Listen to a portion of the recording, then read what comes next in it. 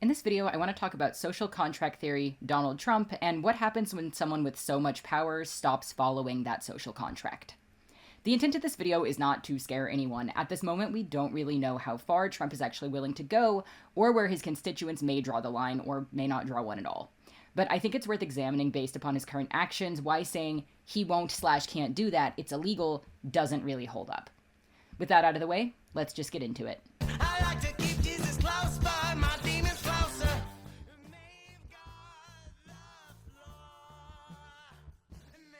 I'm guessing if you're watching this video, you probably know what social contract theory is, but for anyone who doesn't, I'm going to give a bit of an overview.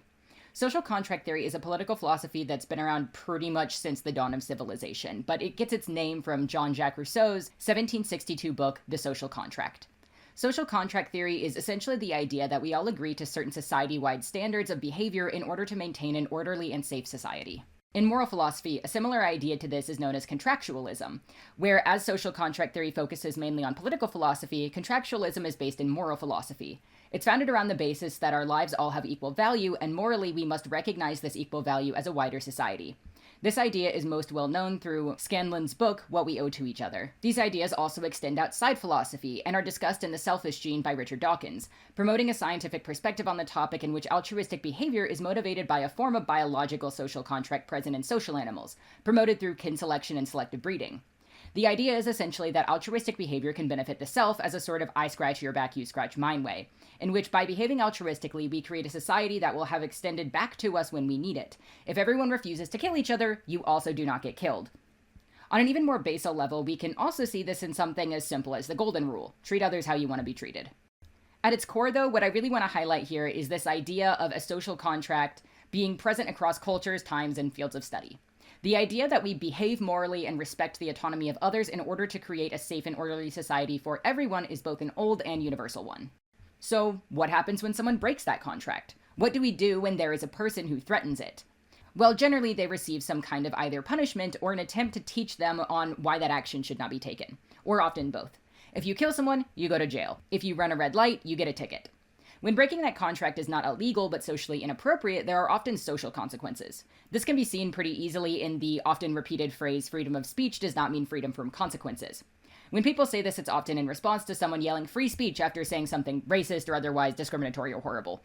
But the concept of free speech only protects you from governmental punishment. Racism or the like is still breaking this social contract even if it's not a legal one. When it comes to online discourse, this can often look like cancel culture or call-out documents, but also things such as mass unsubscribing or unfollowing, removal of your account from a social media platform, etc. On an interpersonal level, it can look like ending friendships, being fired, removal from a position of authority, be it social or job-wise, or the information spreading as a rumor or warning to others. However, sometimes these punishments are not always appropriate for the specific person breaking said contract. Some people don't care if they have close friends so long as they maintain a position of power, or others are able to congregate with others that were similarly outcast. However, when it comes to legal matters, this issue is even more pronounced. We can see this pretty clearly when celebrities don't face jail time for a crime someone else might, or when people committing fraud have their actions ignored by their industry due to it benefiting others. We can see it with people circumventing the law, such as using child labor in other countries to produce American products. But there are also times when this punishment is handed out like it is to everyone else. But nonetheless, that action remains functionally legal for one person and not for another. To illustrate this, I'm going to use an example more applicable to the everyday person. Parking tickets. Let's say we have 4 people: John, Sally, George, and Lucy. John works 50 hours a week at a McDonald's. He does what he needs to get by, but at the end of the month, he doesn't have anything left over after paying for his bills and feeding himself. Sally has an office job. She is comfortable and she can go out for drinks or buy some new clothes every week or two, but she's not wealthy.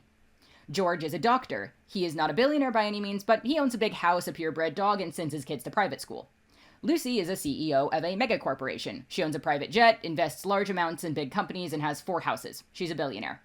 All 4 people get a parking ticket of $300. They parked in front of a fire hydrant.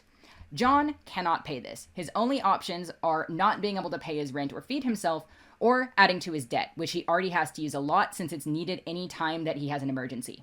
Sally is going to have a hard time this month. She may have to skimp some on groceries and she can't go out with her friends, but she can keep paying her rent. George is annoyed on principle, but it won't impact his daily life. Maybe he'll wait till next month to buy a nicer computer. Lucy does not care. She spends 3 times that amount on a daily basis, and someone else probably handles paying the bill for her too, so she may not have even known she got it. All 4 of these people have the exact same punishment for the exact same crime. None of them are technically allowed to park in front of a fire hydrant. However, the incentive to not do so is impacted by their wealth. For John, he could potentially become homeless, but Lucy has zero incentive to stop blocking the fire hydrant because of the punishment not affecting her at all. For her, it's functionally legal even if it's not in a technical sense. Meanwhile, for John, the punishment far exceeds the wrongdoing. So, let's take a look at that on a bigger scale. This is where we're going to start looking at the Trump administration. While there's a million and one examples here, we're going to focus on his use of the National Guard for right now. Judge Charles Breyer has already ruled that Trump's deployment of the National Guard to LA was unlawful, and Trump appointed Oregon Judge Karen J. Immergut, sorry if I can't pronounce that, ruled his recent attempt to send the National Guard to Portland was also unlawful. Despite this, Trump attempted to circumvent this ruling by instead sending California National Guard troops to Portland. I'm not going to argue with anyone on the legality of this action. It has been twice ruled illegal, including by his own judge, but beyond that, it's really not what I aim to focus on here. The law is functionally a social contract. While you, as a citizen, can't disobey it without consequence, this is only because everyone working to uphold federal and state laws does follow this contract. Their place within it is to enforce it, and the way the government is set up is done to ensure that government officials actually uphold their role in society as fair and equal enforcers of it.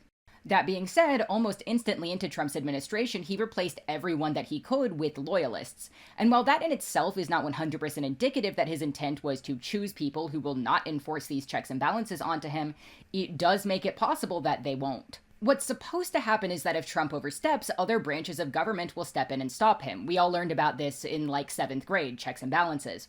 But one, this does not take away his access to the resources needed to use his power, in a physical sense.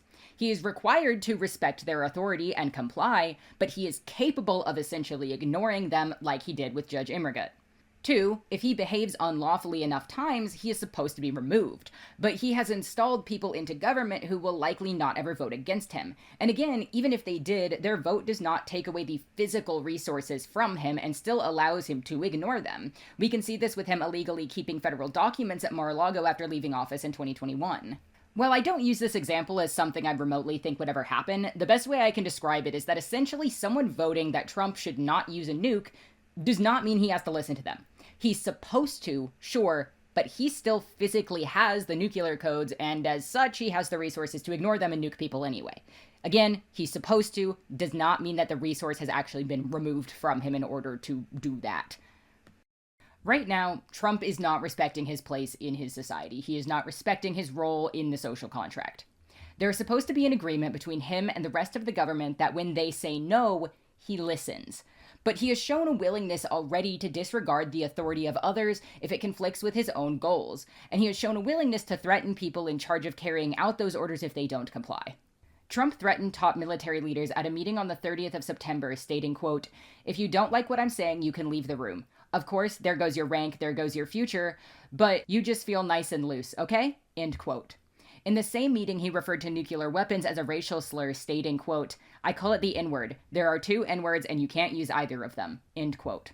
Right now, we don't know if enough of his people will finally find the line and stand up to him and have him removed from office. We also don't know if he'll comply in the event that happens. But we do know that he's shown a repeated willingness to disregard the authority of other government officials and currently has no one to hold him accountable for doing so. Something being illegal doesn't mean you can't do it. For the average person, it means you'll face punishment. But at least right now, for Trump and his administration, there is no accountability, there is no punishment, and no one willing to enforce the law to a point at which he can no longer physically cause this degree of damage and seemingly ramp up the militarism, fascism, and authoritarianism by the week. Even at the point at which he does get removed from office and complies, he has a massive amount of essentially puppets throughout the federal and state government and would be replaced by Vance, who most likely will just be his mouthpiece. I want to end this video with a message specifically to anyone in my audience who may be active duty or know someone who is. Remember your oath. And beyond that, remember that just following orders was not an excuse in the past, and it will not be in the future. That we will remember your cowardice, but we will also remember if you instead choose to stand against a government attempting to use you as a weapon against your own people. Thank you for watching. If you like my content and want to support it, please like and subscribe. If you want to support me financially and continuing to make content, please check out my Ko-fi in the description. I'll see y'all in the next one. Hade. The children think too much. They've hardly a fear of God. Always asking questions they should only wish away.